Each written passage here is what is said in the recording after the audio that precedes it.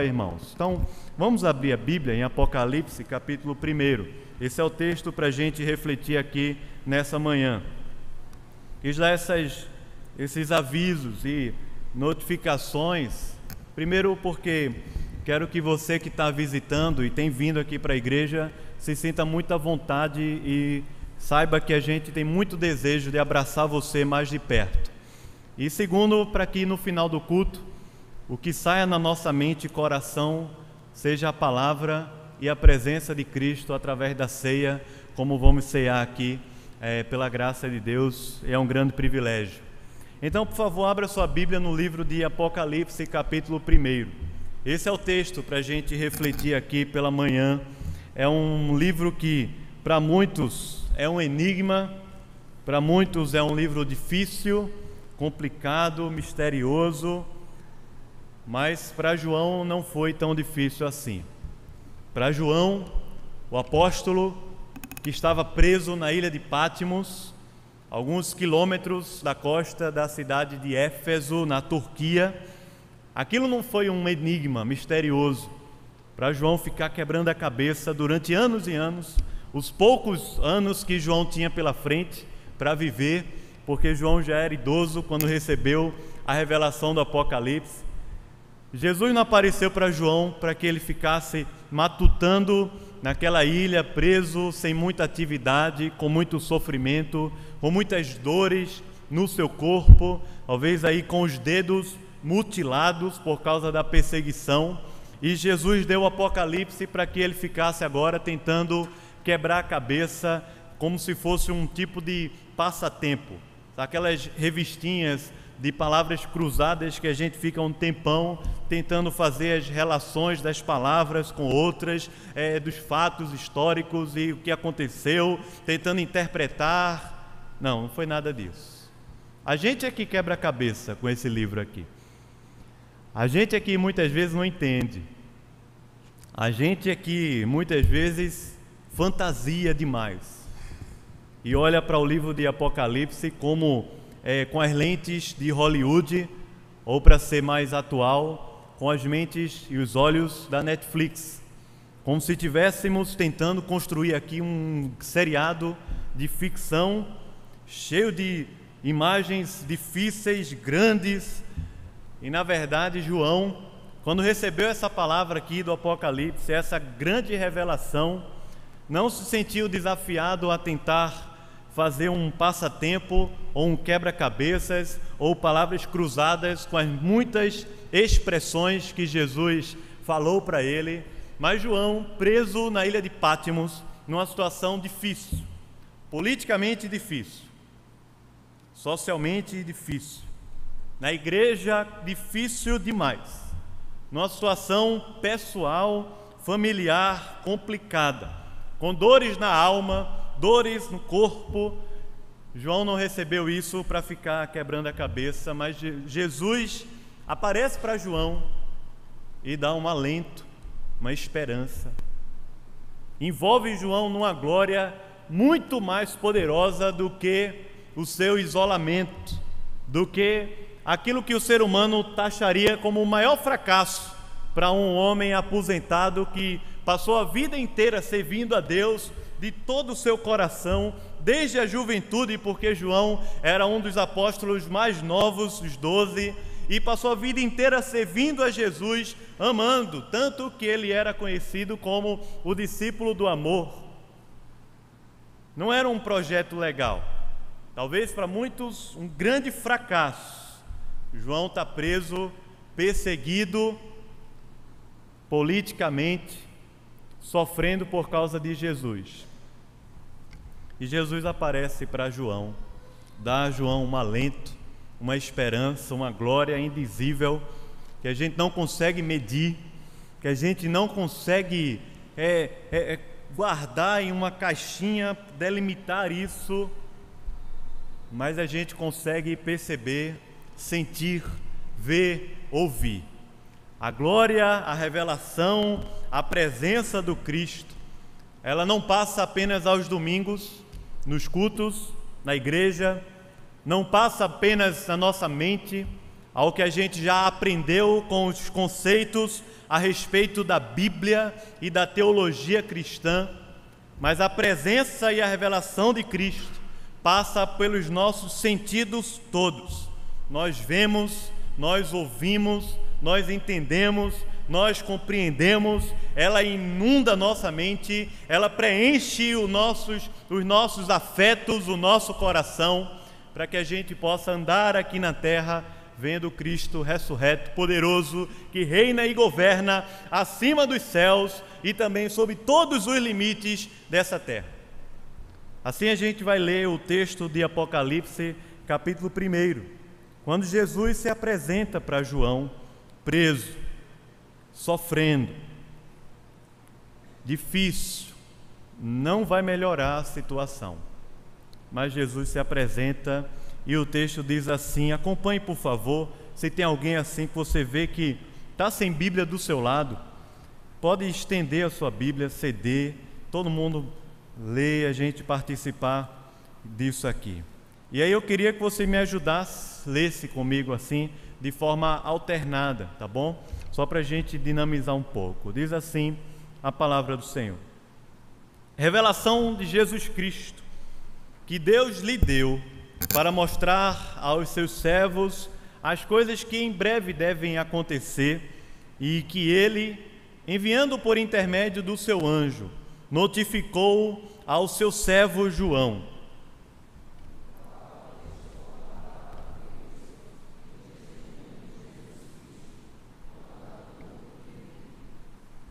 Bem-aventurados aqueles que leem e aqueles que ouvem as palavras da profecia e guardam as coisas nela escritas, pois o tempo está próximo.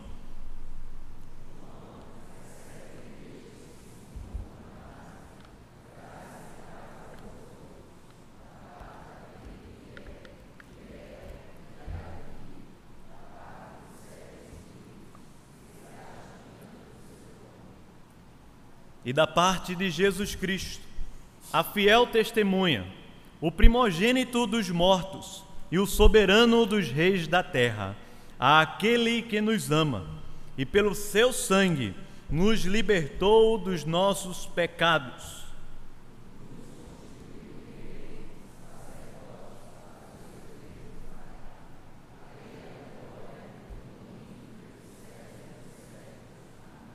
Eis que vem com as nuvens, todo olho o verá, até quantos o traspassaram, e a todas as tribos da terra se lamentarão sobre ele, certamente. Amém.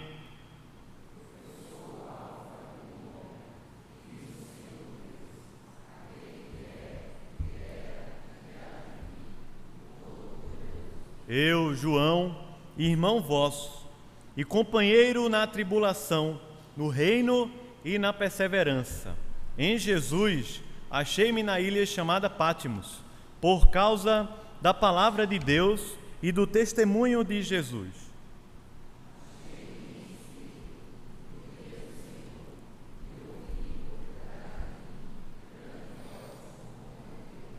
Dizendo, o que vês escreve em livro e manda às 7 igrejas, Éfeso, Esmirna, Pérgamo, Tiatira, Sardes, Filadélfia e Laodiceia.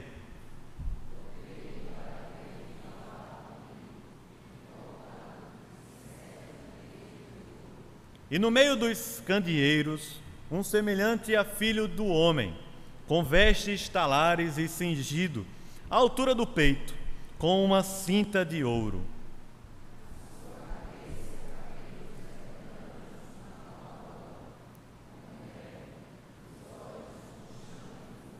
Os pés semelhantes ao bronze polido, como que refinado numa fornalha, a voz como voz de muitas águas.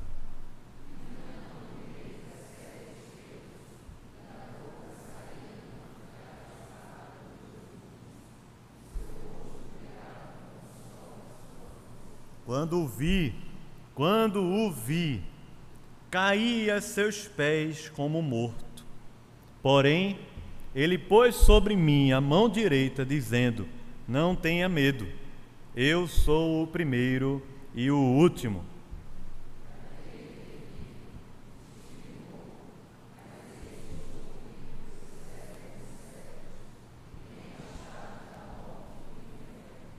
Escreve, pois, as coisas que viste, e as que são, e as que hão de acontecer depois destas.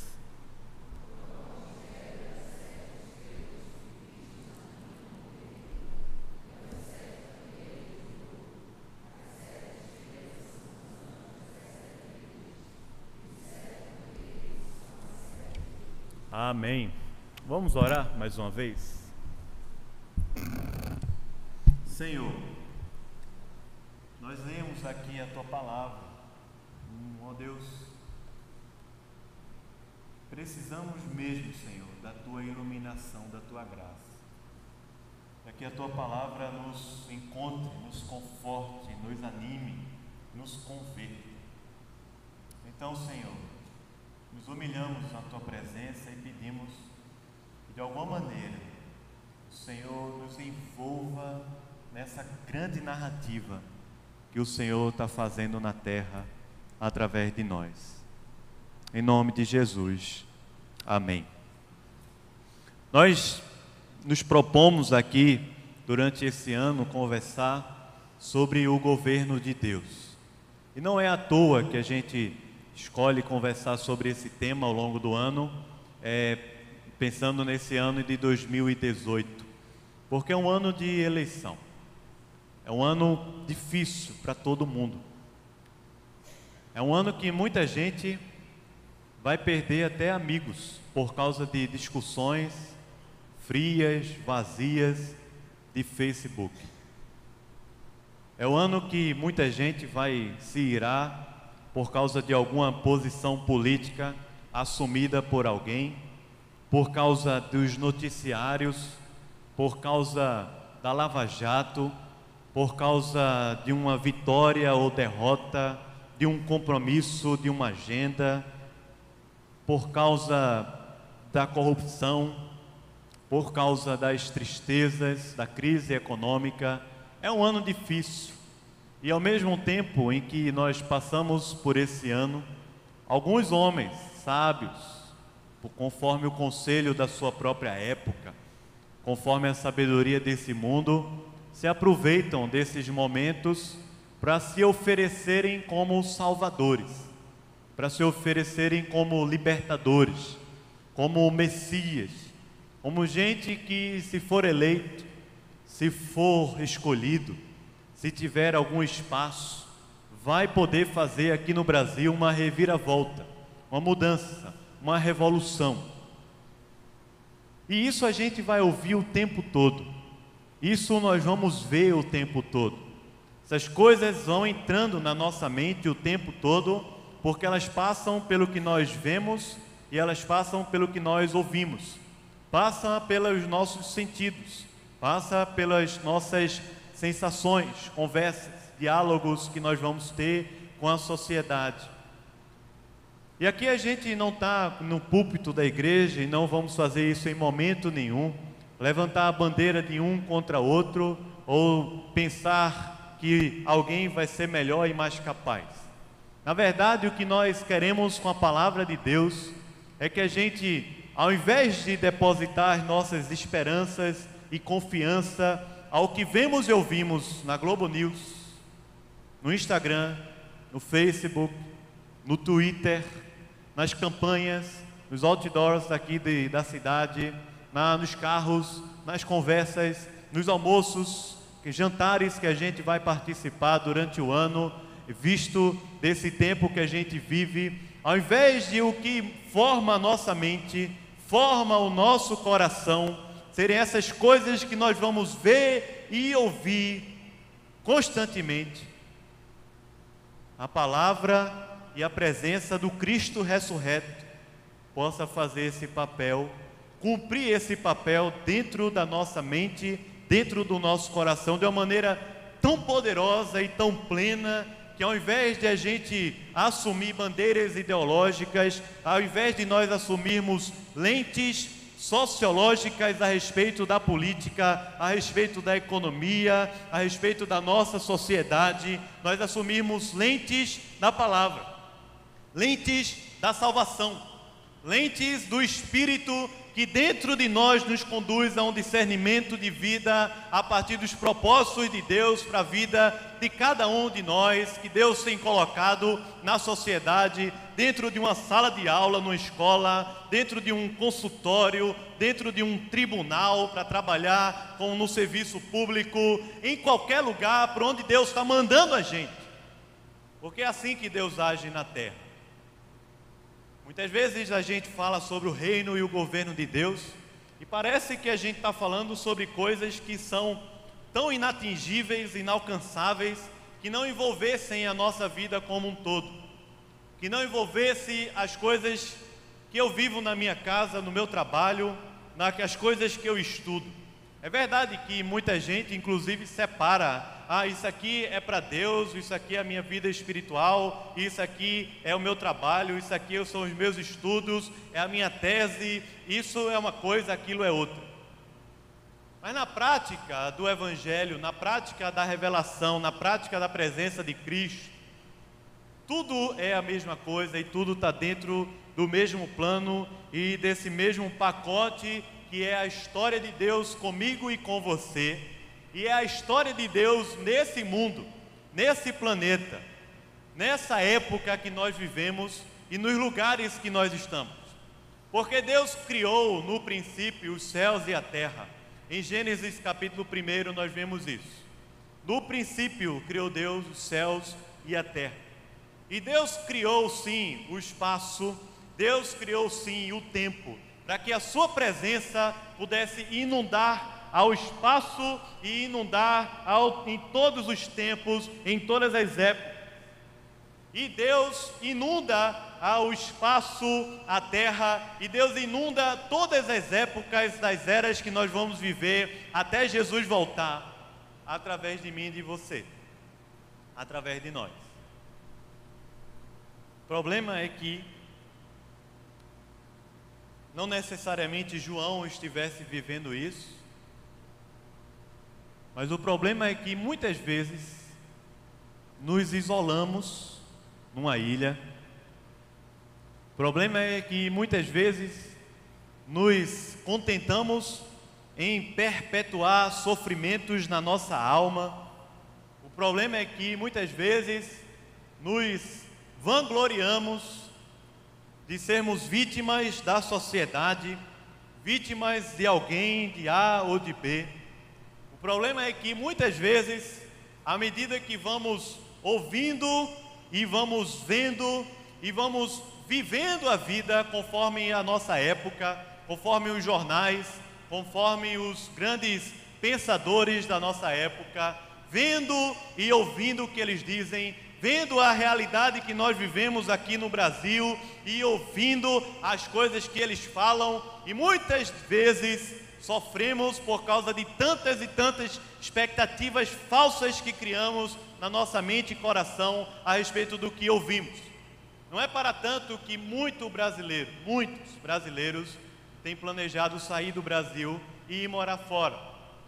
Não tem nada de errado nisso, contanto que seja a vocação, o chamado, caminho de Deus para a vida da gente. Mas a verdade é que muitos brasileiros, por causa do que veem no Brasil e do que ouvem, acham melhor sair, viver uma qualidade de vida melhor fora daqui, porque as coisas aqui estão difíceis, isso é verdade. Mas João, isolado na ilha de Patmos, vê, ouve, sente e se prostra diante de algo muito mais poderoso do que o seu imperador Domiciano. Domiciano foi um imperador romano cruel, demais. Domiciano manda prender João, o apóstolo que exercia o seu ministério em toda uma região, não apenas na cidade de Éfeso, mas em toda aquela região que era chamada de Ásia Menor, que é justamente a região das 7 igrejas, das 7 cartas do Apocalipse. Domiciano sabia ou imaginava que prendendo um grande líder, prendendo o último dos apóstolos que tinha naquela época, prendendo um homem de Deus como João, ele deteria assim o poder da igreja, deteria assim o poder de Jesus atuando na sua época e no seu tempo. Interessante, porque é assim que muita gente pensa. Detendo um ou dois, detendo a igreja, detendo a voz, nós vamos acabar com esse projeto. Mas a verdade é que faz 2000 anos que tentam deter o poder de Jesus na terra e não conseguem. E o que é mais impressionante é que quanto mais pressão de fora, quanto mais forças externas tentam deter o poder de Deus agindo através da sua igreja aqui na terra, mais Deus age, opera milagres, maravilhas através de nós. Mas é verdade também que quanto mais nós, cristãos, conhecemos a Deus, nos detemos em batalhas vazias, frias, divisões, discussões, sofremos com dureza do nosso coração, passamos por desertos que não são aqueles desertos que Deus leva a gente para provar, mas são os desertos da nossa alma, das amarguras e ressentimentos do nosso coração. Quanto mais isso acontece, mais nós vamos perdendo força, vigor espiritual, poder para agir nessa terra como reino e sacerdote de Deus, dizendo para todas as nações, nessa época que nós vivemos, que as coisas não acontecem por causa do que diz o fulano, ou o beltrano, ou o professor na escola, ou o cara lá na Globo News, mas as coisas acontecem aqui na terra, orquestradas e conduzidas por um Deus que não perdeu o seu poder, não perdeu o seu reinado, o seu governo. E ele reina e governa através de Domiciano. Por isso que João não estava ali em Pátimos, do tipo, colocando adesivo, fora Domiciano, como a gente vê tanto hoje em dia aqui. Fora Temer, fora Lula, fora Bolsonaro, fora Luciano Huck, fora Tiririca, e por aí vai a lista, a gente vai passando. João estava preso, a igreja continuava viva, Jesus continuava operando. João estava preso, mas o evangelho não. João iria morrer, mas Jesus ressuscitou. Os governos iriam piorar a situação e a perseguição, mas Deus não perderia o controle. Como muitas vezes acontece hoje na vida da gente. As coisas vão piorando, vão dificultando, mas Deus não perdeu o controle. Deus não perdeu o governo. E sabe de uma coisa? A maneira de Deus governar o Brasil não é através da República Federativa Brasileira. A maneira de Deus governar o Brasil não é através do poder executivo, legislativo e judiciário. A maneira que Deus escolheu para governar a terra foi através de homens e mulheres aos quais Deus imputaria a sua imagem e semelhança. Ah, ok, beleza. Perdemos isso com a queda. Mas preste atenção, porque a narrativa da salvação é muito maior do que a queda. É muito mais profunda, e é por isso que eu e você estamos aqui hoje pela manhã. A narrativa da salvação nos coloca de volta nessa história, de volta nessa grande narrativa. E nesse retorno, Deus novamente resgata a nossa identidade. Deus novamente resgata a sua presença em nosso coração. Deus novamente resgata a imagem e semelhança dentro de nós, para a gente operar aqui na terra como reis e rainhas de Deus, governando. Deus não governa aqui esse planeta, esse país que a gente vive, através de homens ricos, milionários, que dizem o que querem, fazem o que querem. Deus não governa através de multinacionais, através de reis, presidentes, sejam eles quem for. se forem cristãos ou não cristãos. É verdade que tudo, inclusive o inferno, inclusive o diabo e seus demônios, estão debaixo do controle e do governo de Deus.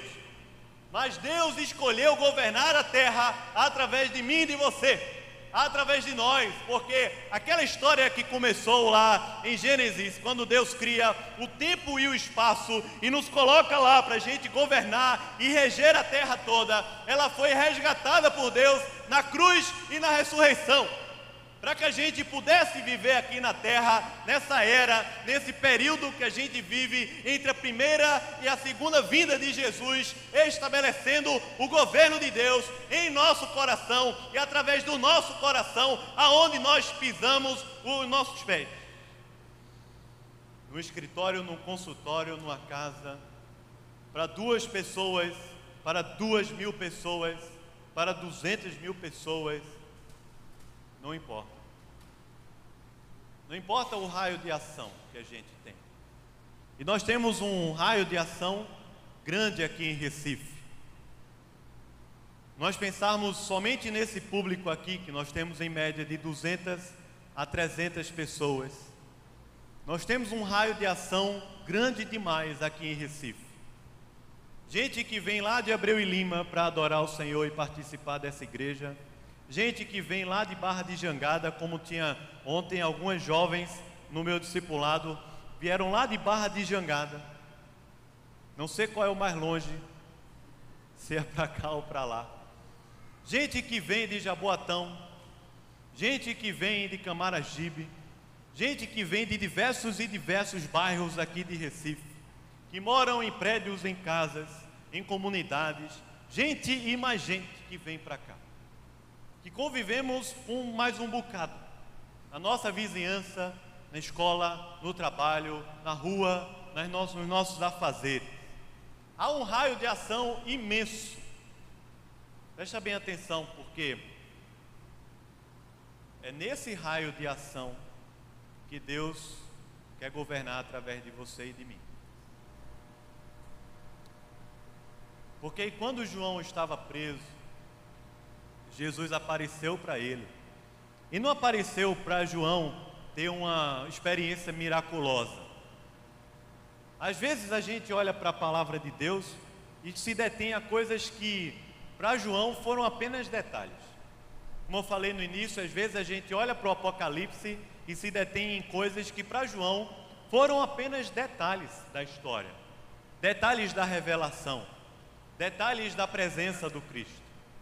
O fato é que Jesus aparece para João e resgata aquele coração, resgata aquela esperança, resgata aquela mente, resgata aquele homem que Deus levantou na sua época para iluminar, para apontar para o grande reino, para apontar para o grande rei. É por isso que Jesus, para João, vai lembrar a ele que nós fomos feitos reino e sacerdotes do Deus Altíssimo aqui na terra. E esse projeto é antigo, começou lá no Gênesis capítulo 1. Deus resgata essa história com Adão e Eva em Gênesis capítulo 3. Deus resgata essa história com Noé lá em Gênesis capítulo 6. Deus resgata essa história com Abraão lá em Gênesis capítulo 12. Deus resgata essa história com Moisés, lá em Êxodo capítulo 3 e 4, e nos capítulos 19 e 20, quando Deus fala para Israel que eles seriam uma nação de sacerdotes do Deus Altíssimo aqui na terra. Aqueles que viviam dentro de uma nação extremamente ímpia, ao redor de nações extremamente ímpias e difíceis, perigosas. Mas Deus chama aquele povo, como é descrito lá no Êxodo, para serem sacerdotes do Deus Altíssimo. O que Deus estava falando é que o governo de Deus não ia acontecer através do faraó, não ia acontecer através de uma nação A ou de uma nação B, mas que o governo de Deus aqui na terra se estabelece através de homens e mulheres que têm a imagem e semelhança de Deus resgatadas no coração e agem aqui na terra, não pelo que veem e pelo que ouvem aqui da terra, na televisão e nos contextos que nós vivemos, mas que agem aqui na terra a partir do que veem e ouvem do Cristo ressurreto, de Jesus. Deus resgata isso em Êxodo. Deus resgata isso através de Davi, a partir de 1 Samuel, no capítulo 16. Quando Deus chama Davi para reinar sobre Israel e estabelece ali no Antigo Testamento a maior expressão do reino de Deus, no Antigo Testamento. Mas Deus também resgatou isso e estabeleceu isso de uma vez por todas, através do Cristo. E lá em Lucas, no capítulo 10, quando Jesus manda os seus discípulos anunciarem o reino de Deus, Jesus, quando os discípulos voltam para ele, felizes, estavam assim, bem animados, porque as coisas tinham acontecido diferente. Demônios foram expulsos através deles, pessoas foram curadas, muitas maravilhas, coisas que para nós chamaria muita atenção também, eu tenho certeza. Como já aconteceu comigo, às vezes a gente fica meio bobo com essas coisas miraculosas que acontecem, e Jesus, olhando nos olhos dos discípulos, lembra a eles o seguinte: primeiro, Jesus fala que com isso, por causa desse envio, por causa desse anúncio do reino de Deus, Jesus fala que viu Satanás caindo do céu como um raio, o inimigo fora derrotado. Amém ou não? Jesus venceu. E depois Jesus diz para eles assim: alegrai-vos, não obstante os demônios vos obedecem, mas alegrai-vos porque o vosso nome está arrolado nos céus. Jesus está resgatando e está chamando gente comum, pescadores, coletor de impostos, líder alguém que faz parte de uma seita política, gente de todo tipo ali naquela sociedade, mas tenha certeza, eram pessoas simples, igual a mim e a você, que muitas vezes no caminho de Jesus, nos evangelhos, falaram demais, ou falaram de menos, ou creram nada em que Jesus estava falando, abandonaram Jesus quando ele estava sendo crucificado. Mas gente comum, que Jesus estava resgatando a alma, o coração, a identidade para agir aqui na terra como reino e sacerdotes. Por isso que Jesus, ao final do evangelho, disse para eles irem, vão lá, façam discípulos de todas as nações, de todas. Se nós tivéssemos aqui 300 pessoas, cada um tem um raio de 30 a 50 pessoas de ação durante a semana. Mais ou menos. Uns mais, outros menos. Só nesse público aqui, nós vamos ter, em média, 15 mil pessoas alcançadas e tocadas durante a semana, aqui na Grande Recife. 15 mil. É muita gente, não é não? Não chama todos para cá não, porque não cabe. Porque a solução não é chamá-los para cá, para alguém fazer a obra por você. A solução é ir, falar, anunciar o Cristo ressurreto. Jesus aparece para João e está resgatando o coração de João. E na visão, a visão que resgata o coração de João não é um planejamento estratégico. A gente hoje em dia aprendeu já tanto sobre igreja, tanto sobre a sociedade, que parece que as coisas se esgotaram. E quando você pensa que esgotou, aparece algo novo, um livro novo, uma palestra nova, uma ideia nova, um curso novo. Muita gente fazendo pós-graduação em gestão estratégica de igreja. muita gente falando quais são os caminhos para a igreja no século 21. Muita gente falando para a gente como é que a igreja funciona bem numa sociedade pós-moderna, pós-pagã. Muita gente ensinando para a gente como é que você faz com a sua liderança, como é que você forma, como é que você conduz, como é que você fala de Jesus, como é que você evangeliza, como. Tem gente estudando demais, pós-graduação, mestrado, doutorado, apenas para aprender como fazer. E muita gente nesses processos se frustra, muita gente se perde, muita gente perde a esperança. E a grande verdade, irmãos, é que quando Jesus aparece para João, Jesus não tem uma reunião com João para dizer: João, você agora é o único apóstolo, a igreja está em suas mãos, o que é que você vai fazer para que a igreja não se perca? João, vamos fazer agora um planejamento estratégico para os próximos 100 anos, para que a igreja dentro do Império Romano não se perca. João, vamos ter um bate-papo aqui, porque você errou ali, aqui, e por causa disso a igreja está se perdendo. Quando Jesus aparece para João,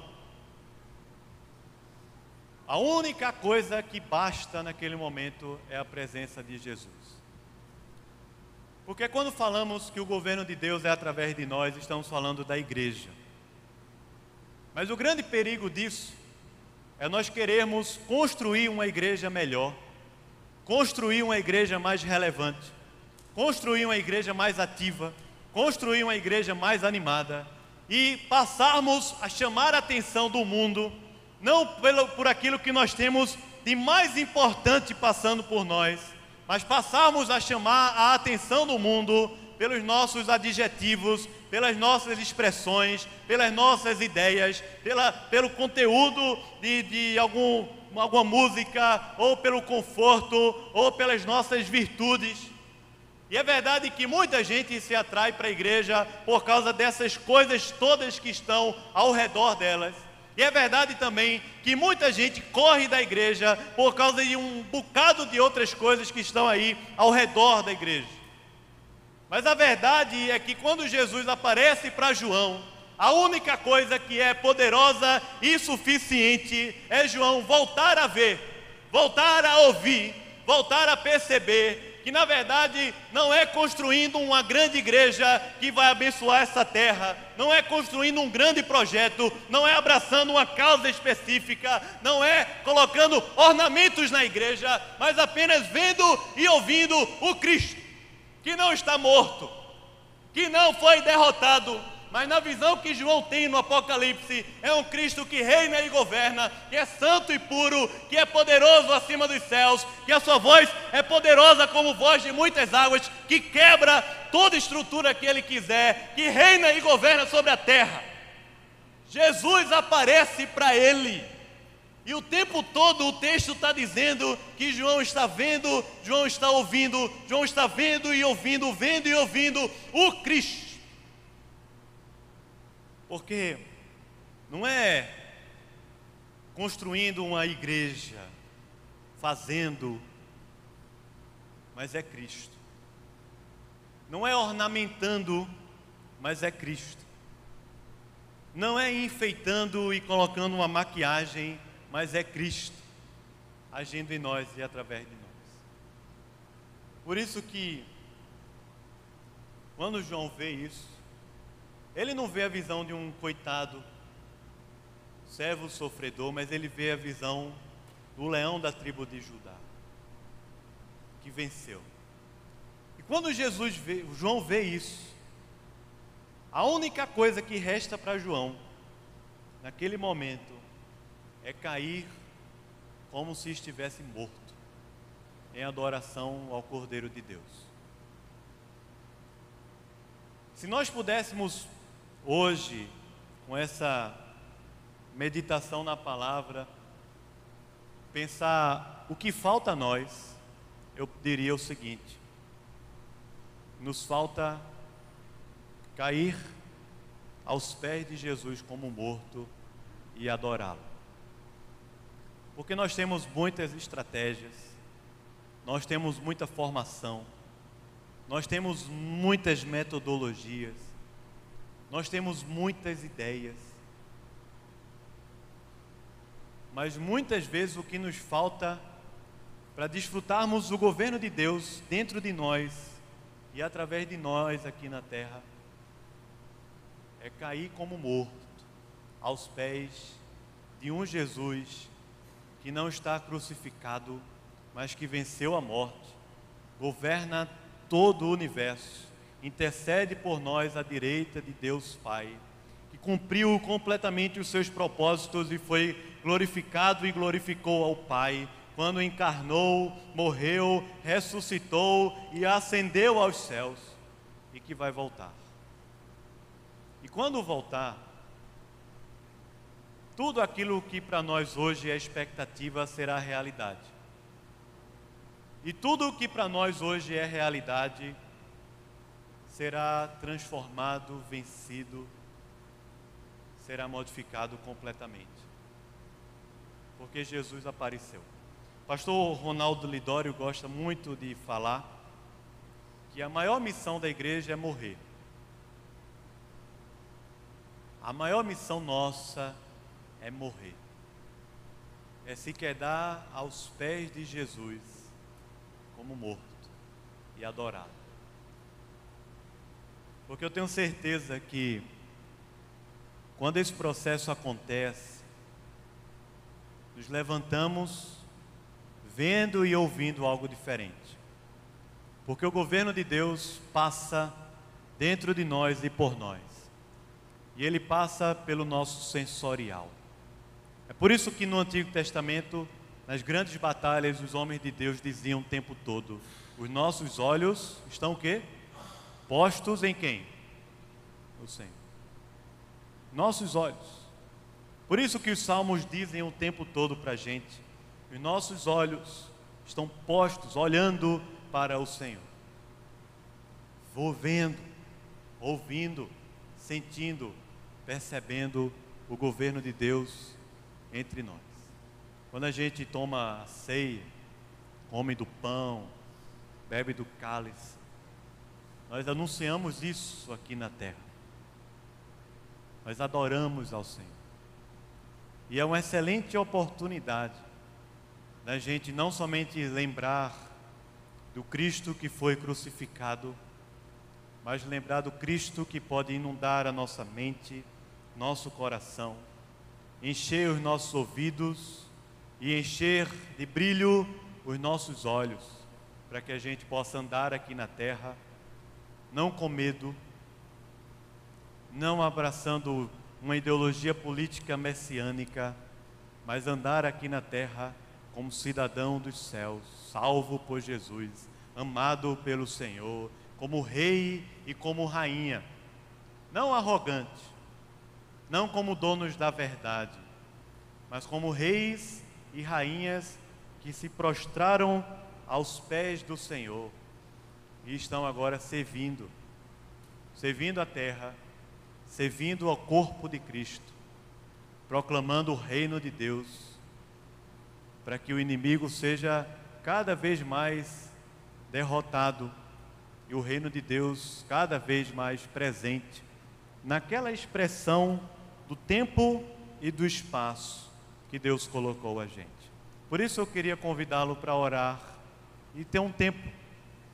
De repente, você já faz muito tempo que ouve, sabe na sua mente, mas os seus olhos não conseguem ver. Eu queria que você fechasse os seus olhos e pudesse ver Jesus, ver o reinado de Deus, ver a glória do Cristo. Parar de fantasiar e maquiar a igreja e começar a se quedar e a se deliciar no Cristo que nos fez reino e sacerdotes do Senhor aqui na terra. Preparando já o coração para a ceia, dizendo ao Senhor: obrigado por estar à mesa contigo, Jesus. Obrigado por poder participar de um momento tão especial. Obrigado pelo teu sangue que passou por nós, nos purificou de todo o pecado e nos deu das suas vestes brancas, puras, limpas, por causa do sangue do Cordeiro que nos purifica completamente. Obrigado, Senhor. Obrigado, Senhor.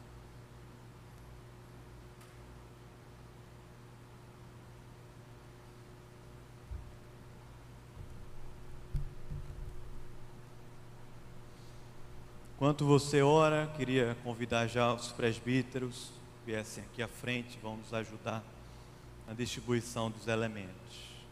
Ó Deus, maravilhoso é o Senhor, é o teu nome. E nós, Senhor, pecamos tanto, Senhor, porque a nossa arrogância nos mantemos de pé, quando deveríamos nos manter prostrados, curvados ao Senhor, ao teu senhorio, à tua graça.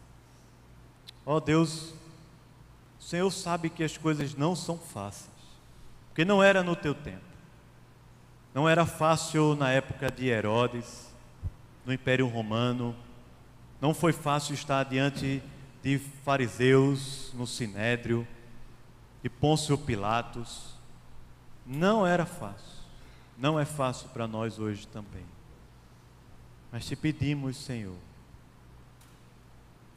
que o teu Espírito, a tua salvação, flua por nós como um rio de águas vivas e nos faça ver e ouvir, durante esse ano, ver e ouvir o Senhor, teu reinado, teu governo, a tua glória em nós e através de nós aqui na terra, desde o mais novo ao mais experiente. Ó Senhor, age em nosso meio com a tua presença, inunda o nosso coração, inunda, Senhor, a nossa mente com a tua palavra e a tua presença. E agora, quando vamos cear, obrigado, Senhor. Obrigado pelo teu corpo, pelo sangue derramado naquela cruz, que nos une, pequenos, pobres, miseráveis que somos, nos unem ao Senhor. Louvado seja o teu nome, Deus, em nome de Jesus. Amém. Amém.